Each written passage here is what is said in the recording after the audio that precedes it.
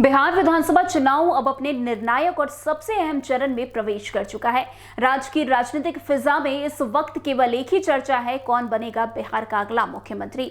दूसरे और अंतिम चरण के लिए प्रचार अभियान रविवार शाम 6 बजे औपचारिक रूप से समाप्त हो जाएगा। इसके साथ ही चुनावी शोर शराबा भी थम जाएगा, लेकिन मतदाताओं के दिलों में उठता चुनावी जोश और उत्साह अब अपने चरम पर है। आज यानी कि प्रचार के अंतिम दिन सभी राजनीतिक दलों ने अपनी पूरी ताकत झोंक दी है। जहां एक ओर प्रधानमंत्री नरेंद्र मोदी और गृह मंत्री अमित शाह ने एनडीए के लिए ताबड़तोड़ रैलियों से माहौल गरमाया, तो दूसरी ओर महागठबंधन के नेता तेजस्वी यादव, राहुल गांधी, प्रियंका गांधी ने जनता से वोट मांगते हुए नीतीश सरकार को निशाने पर लिया। सभी नेताओं की एक ही कोशिश है कि वोटरों को अपने पक्ष में मोड़ना, ताकि 11 नवंबर को होने वाले मतदान में निर्णायक समर्थन मिल सके। दूसरा चरण पहले चरण से कहीं बड़ा और व्यापक है। इस चरण में 122 विधानसभा सीटों पर मतदान होगा, जो राज्य के 20 जिलों में फैली हुई है।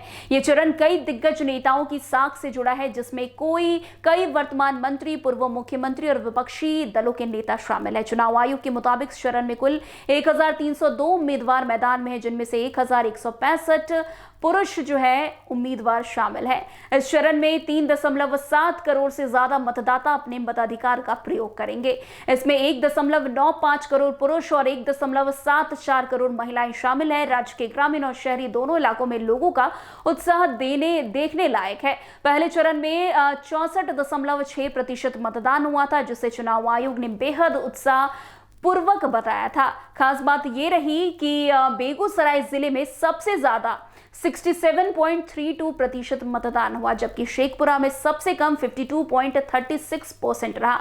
यह आंकड़ा इस बात की ओर इशारा करता है कि जनता इस बार सरकार बदलने या बनाए रखने के लिए पूरी तरह से तैयार है।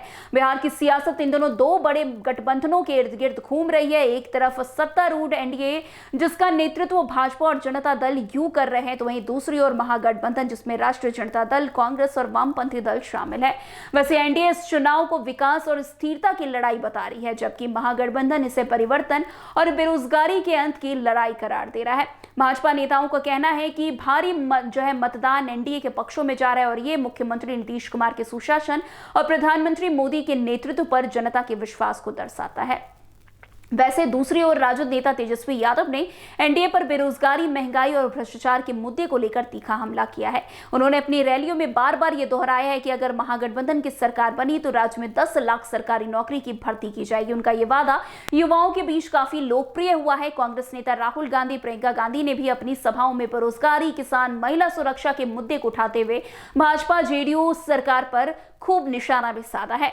वैसे चुनाव आयोग ने दूसरे चरण के मतदान के लिए सुरक्षा के भी कड़े इंतजाम किए हैं। राज्य में 1 लाख से अधिक पुलिसकर्मियों और केंद्र बलों की कंपनियां तैनात की गई है, ताकि मतदान प्रक्रिया शांतिपूर्ण ढंग से संपन्न हो सके। संवेदनशील और अति संवेदनशील बूथों पर सीसीटीवी कैमरे और ड्रोन निगरानी की व्यवस्था की गई है।